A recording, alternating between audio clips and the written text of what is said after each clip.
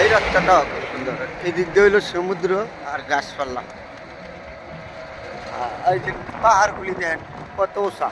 আপনাদের লগে শেয়ার করলাম পাহাড়গুলি দেখাবেন যে কত উঁচা পাহাড় দেখুন।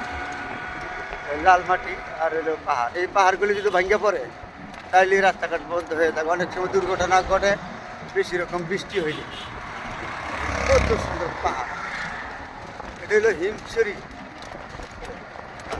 এই পাহাড় কেটে কত বড় বড় পাহাড় আর গভীর জঙ্গল। কত উঁচা দেখেন পাহাড়গুলি। আপনাদেরকে শেয়ার করলাম পাহাড়গুলি সুন্দর আছে। হইলেও পাহাড় ভয় আছে, প্রচুর ভয়। কিন্তু ভাঙ্গা পড়ে এক বৃষ্টি হইলে ভাঙ্গা পড়ে, এখন কিছু কম হয়। আর এটা হইলো রাস্তা এদিক সমুদ্রের পারে পাহাড়।